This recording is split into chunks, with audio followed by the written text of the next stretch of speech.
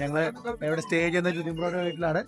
അപ്പോൾ ഞാൻ ഫസ്റ്റ് ഡേയില് ഞങ്ങളുടെ ആക്ടിവിറ്റീസ് സ്റ്റാർട്ട് ചെയ്യുവാണ്. ഇവര് വന്നില്ല.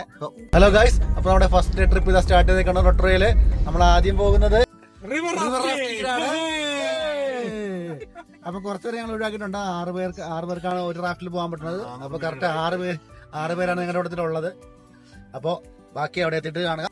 അപ്പോൾ കൈറ്റുന റിവറിലാണ് നമ്മളിന്ന് റാഫ്റ്റിങ്ങിനായിട്ട് പോകുന്നത്. ജിതിംബ്രോയുടെ വീട്ടിൽ നിന്നും ഏകദേശം ഒരു 16 കിലോമീറ്റർ ഉണ്ട് കൈറ്റുന റാഫ്റ്റിംഗ് വരെ. വേൾഡിൽ തന്നെ ഏറ്റവും ഹയസ്റ്റ് കൊമേഴ്ഷ്യൽ റാഫ്റ്റഡ് വാട്ടർഫോൾ ഉള്ളത് കൈറ്റുന റിവറിലാണ്. ടുറ്റിയ ഫോൾസ് എന്നാണ് അതിൻ്റെ പേര്. കൈറ്റുന എന്നത് ഒരു മവോറി പേരാണ്.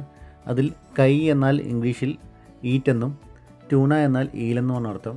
പണ്ട് കാലത്ത് മവോറീസ് ഈൽ ഫിഷ് ഹണ്ടിങ്ങിനായിട്ടായിരുന്നു മെയിനായിട്ട് കൈറ്റുന റിവർ ഉപയോഗിച്ചിരുന്നത്. അങ്ങനെയാണ് റിവറിന് ആ പേര് കിട്ടിയത്. അതേപോലെ തന്നെ മവോറീസിൻ്റെ ലീഡറായിരുന്ന ടുറ്റിയയുടെ പേരിലാണ് ടുറ്റിയ ഫോൾസ് അറിയപ്പെടുന്നത്. അതിന് ചുറ്റുമായിട്ട് ചെറിയ ചെറിയ ഗുഹകളുണ്ട്. പണ്ട് കാലത്ത് മവോറി സ്ത്രീകളും കുട്ടികളും എന്തെങ്കിലും കോൺഫ്ലിക്ട്സ് ഉണ്ടാകുമ്പോൾ ഒളിക്കാനായിട്ടായിരുന്നു ഈ ഗുഹകൾ ഉപയോഗിച്ചിരുന്നത്. എൻ്റെയും സിനോജ് ബ്രോയുടെയും സെക്കൻഡ് റിവർ റാഫ്റ്റിംഗ് ആണിത്. ഫസ്റ്റ് ഞങ്ങൾ പോയിട്ടുള്ളത് റൊട്രോവ റാഫ്റ്റിംഗ് എന്നൊരു ടീമിൻ്റെ കൂടെയാണ്. ഇപ്പോൾ ഞങ്ങൾ പോകുന്നത് കൈറ്റുന കാസ്കേഡ്സ് എന്നൊരു ടീമിൻ്റെ കൂടെയാണ്. ഏകദേശം $132 പെർ ഹെഡ് നമുക്ക് ആയത്. അതേപോലെ തന്നെ 13 വയസ്സും അതിന് മേലോട്ടുമുള്ള ആൾക്കാർക്ക് മാത്രമേ റാഫ്റ്റിംഗ് ചെയ്യാനുള്ള പെർമിഷനുള്ളൂ.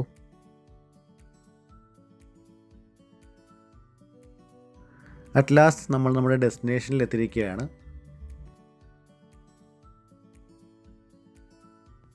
ഈ കാണുന്നതാണ് അവരുടെ മെയിൻ എൻട്രൻസ്.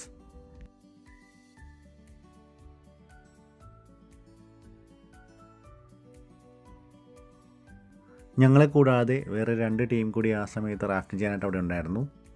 റാഫ്റ്റിംഗ് സ്റ്റാർട്ട് ചെയ്യുന്നതിന് മുന്നേ തന്നെ നമുക്ക് വേണ്ട എല്ലാ ഇൻസ്ട്രക്ഷൻസും അവിടുത്തെ ഇൻസ്ട്രക്ടർമാർ നമുക്ക് പറഞ്ഞു തന്നു.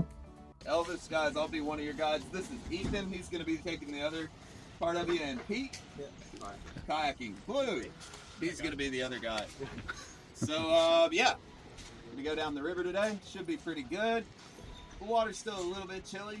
Not too cold, but we are coming out of winter, so river's a little chilly. We're going to give you guys heaps of gear to make sure everybody stays warm out there, though, so being cold won't really be a problem. But when we get going here, we're going to give you 4 pieces of gear. So we'll give you a blue top, a wetsuit, a pair of shoes, and a fleece top. Once you get all this gear, we have changing rooms in the back of the building to put it all on.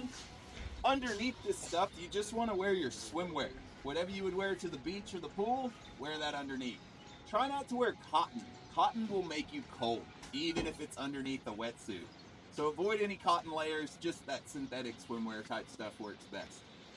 Now, with the wetsuit, they're going to be inside out when you guys get them. So reach inside, flip them the right way around. You want to end up with this little colored panel on the outside on the front. It's just like your clothes at home. The little logo goes in the same place. There's a tag on the inside and the back. If you get a wetsuit that has a zipper, the zipper will always be in the front. Once you get the wetsuit on, the fleece goes over the wetsuit. And once you get that on, the blue top goes over the fleecy top. After that, we have the shoes. Just go barefoot inside of those and pull your wetsuit down on the outside of your shoes. Don't tuck your wetsuit into your shoes. It'll just help keep your shoes on your feet if you do wind up going for a swim. So, when you're done getting changed, in the changing rooms, there's little plastic buckets underneath the seats. Grab one of those buckets, and that's where you want to leave all your dry stuff for after the trip. So dry shoes, clothes, towels, that kind of stuff. It is better that you leave a change in there rather than out in your cars, because when we get back, we have a nice, easy process of getting our stuff back and then getting you guys changed dry and warm right away. If everyone puts all their stuff out in the cars, that whole process kind of falls apart. So it'll be safe while we're gone. We're going to lock this building. It has no windows. We lock it with a massive padlock. Should be safe, right? Now.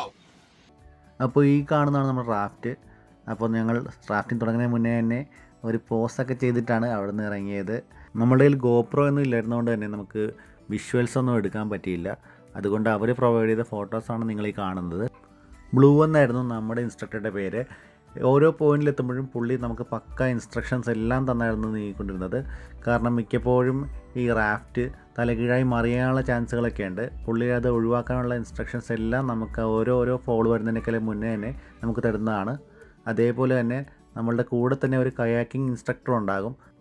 By chance നമ്മൾ റാഫ്റ്റിൽ നിന്ന് വീണ്ടും നമുക്ക് തിരിച്ചു കയറാൻ പറ്റിയില്ലെങ്കിൽ കയാക്കിൽ വരുന്ന instructor നമ്മളെ അതിനുവേണ്ടി ഹെൽപ്പ് ചെയ്യുന്നതാണ്.